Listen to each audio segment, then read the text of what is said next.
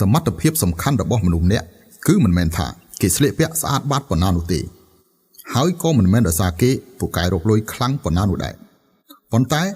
ទោះបីជាជួបរឿងបែបណាក៏ដោយគេអាចធ្វើឲ្យខ្លួនឯងបានរីករាយសប្បាយចិត្ត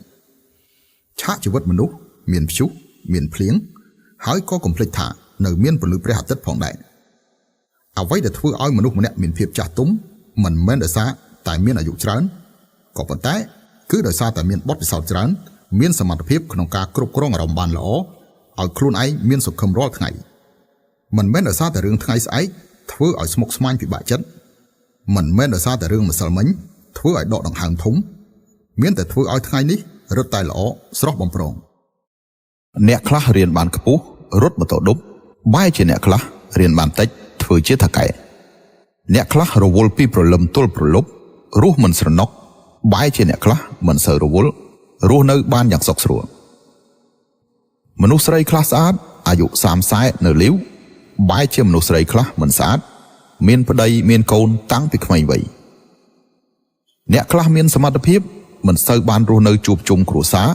បែរជាមនុស្សធម្មតាអាចរស់នៅជួបជុំបានដ៏មានសុភមង្គលពេញមួយជីវិតអ្នកខ្លះដេកលើគំនរទ្រព្យសម្បត្តិមុខមិនដែលចេះរីកបែរជាអ្នកខ្លះដេកលើរនាបគ្រប់ពេលទឹកមុខរីករាយអ្វីខុសអ្វីត្រូវគឺគ្មានស្តង់ដារជាក់លាក់ទេចិត្តគំនិតរបស់អ្នកគឺជាស្តង់ដារឆ្លងកាត់បទពិសោធន៍ជីវិតច្រើនអ្នកនឹងយល់ហើយថាមនុស្សយើងគឺនៅតែត្រូវពឹងផ្អែកលើខ្លួនឯងគ្មានអ្នកណាម្នាក់តាមជួយអ្នករហូតនោះទេហើយក៏គ្មានអ្នកណាម្នាក់តាមកំដរអ្នករហូតនោះដែរជីវិតមនុស្សក្នុងលោកល្អនិងអាក្រក់គឺត្រូវដើរដោយខ្លួនឯងហត់នឿយនិងសុខស្រួលគឺត្រូវទទួលខ្លួនឯងមនុស្សគ្រប់រូបសុទ្ធតែមានទុក្ខដែលមិនអាចនិយាយបានដូចគ្នាមនុស្សគ្រប់រូបសុទ្ធតែមានទឹកភ្នែកសម្ងាត់រៀងៗខ្លួនការជួបជុំគង់មានពេលបែកមិត្តភ័ក្តិគង់មានពេលរវល់ការឈឺចាប់ផ្លូវចិត្តមិនចាំបាច់និយាយប្រាប់អ្នកដទៃពេលដួលគ្មានមនុស្សជួយលើកត្រូវងើបឈរដោយខ្លួនឯងពេលគ្មានមនុស្សជួយអ្នកត្រូវខិតខំប្រឹងប្រែងដោយខ្លួនឯងមនុស្សដែលមិនយល់ពីអ្នកចេះតែសើចចំអកឲ្យអ្នកមិនមានបទពិសោធន៍ដូចគ្នាគេមិនអាចយល់ពីទុក្ខព្រួយរបស់អ្នកទេជឿជាក់លើខ្លួនឯងឲ្យតែអ្នកក្លាហានគ្រប់គ្រាន់គ្មានការលំបាកណាដែលទ្រាំមិនបាននោះទេចងចាំនៅពាក្យមួយប្រយោគនេះក្រោយភ្លៀងមេឃស្រឡះ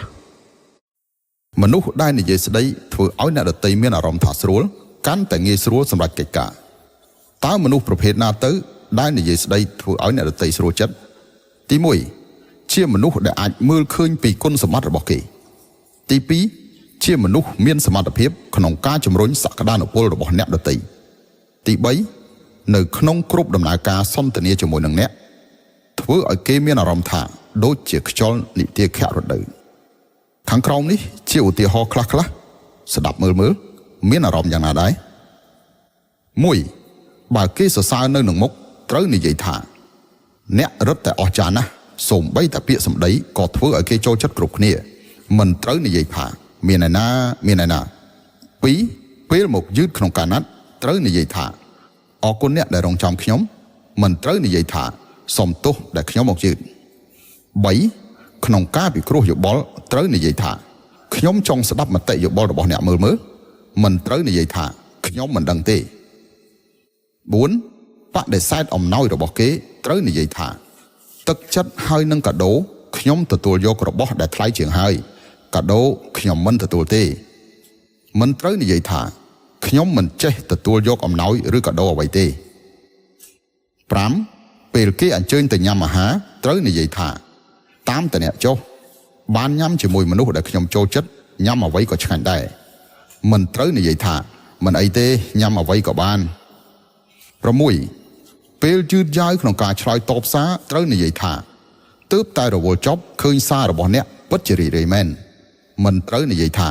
សុំទោសដែលឆ្លើយតបយឺតខ្ញុំទើបតែឃើញសារ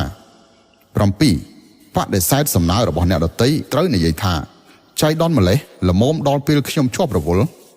មិនត្រូវនិយាយថាខ្ញុំមិនទំនេរទេ8ពេលក្រត្រូវនិយាយថាខ្ញុំកំពុងតែខិតខំប្រឹងប្រែងរកលុយមិនត្រូវនិយាយថាខ្ញុំក្រខ្ញុំគ្មានលុយទេ9និយាយជាមួយមិត្តរួមការងារ ត្រូវនិយាយថា